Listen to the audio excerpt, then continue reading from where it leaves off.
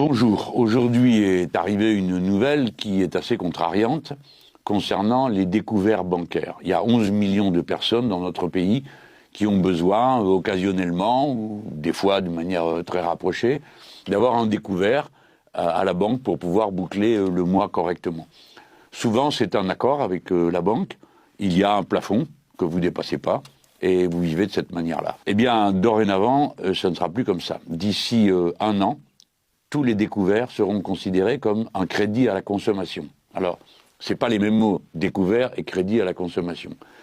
Parce qu'à partir du moment où ça devient un crédit à la consommation, eh bien, ça doit rentrer dans les nouvelles règles qui s'appliquent à propos des crédits à la consommation. Voilà comment toute cette histoire va conduire au résultat suivant. Si vos charges dépassent 30% de vos revenus, vous serez interdit de découvert bancaire. Et tout ça est arrivé de la façon suivante.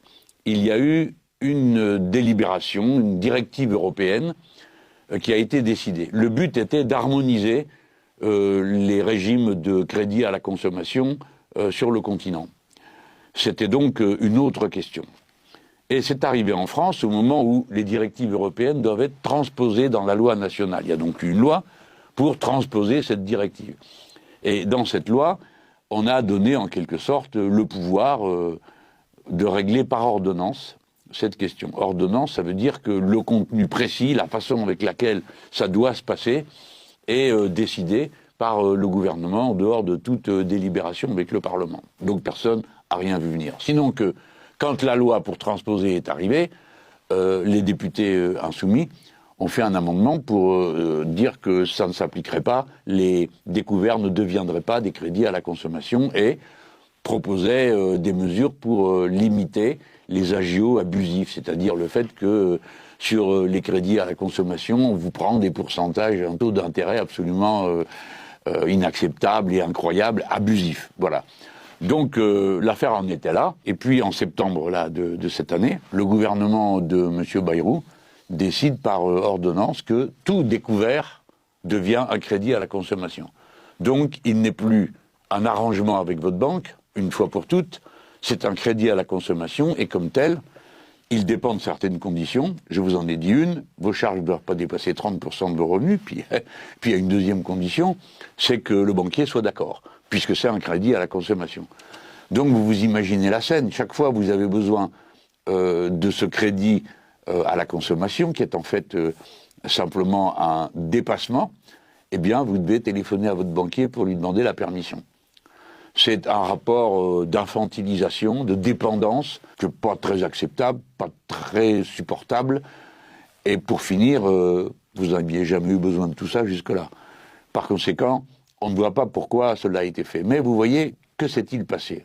M. Macron a utilisé la directive européenne pour, comme on dit, la surinterpréter et la transformer en quelque chose de terriblement dur qui interdit les découverts. C'est une entrave à la vie quotidienne de millions de gens dans notre pays, je l'ai dit il y a un instant. Par conséquent, si vous m'écoutez, que ça vous décomplexe, vous n'êtes pas les seuls à avoir besoin de ce découvert bancaire.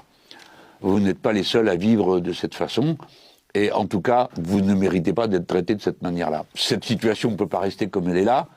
Nous organisons, nous les insoumis, la riposte pour faire abroger cette ordonnance. Et qu'on puisse continuer à avoir un découvert bancaire avec un plafond qui est fixé d'un accord avec le banquier sans venir demander à chaque fois la permission de dépenser. Alors, comment s'y est-on pris?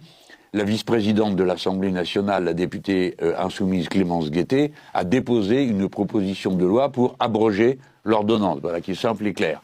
Et puis, en même temps, il y a une pétition qui est sur le site de l'Assemblée nationale pour exiger l'abrogation de cette ordonnance. Alors, cette pétition, elle est destinée à ce que par la masse du nombre de ceux qui la signeraient, eh bien, on n'oublie pas cette affaire et que le pouvoir ne se dise pas, bon, dans 48 heures, ils auront tous oublié cette affaire-là. De toute façon, ça ne s'applique pas avant novembre de l'année 2026. Donc, pas vu, pas pris, on laisse courir. Donc, non, il y a une pétition. Et bien sûr, en la signant, en la faisant signer, eh bien, vous donnez le poids de votre présence, parce que ça vous concerne personnellement directement, pour ordonner que cette ordonnance disparaisse, qu'elle soit abrogée, qu'il n'en soit plus question et que vous puissiez bénéficier d'un découvert bancaire, et évidemment dans les conditions de agio qui soient décentes. Voilà.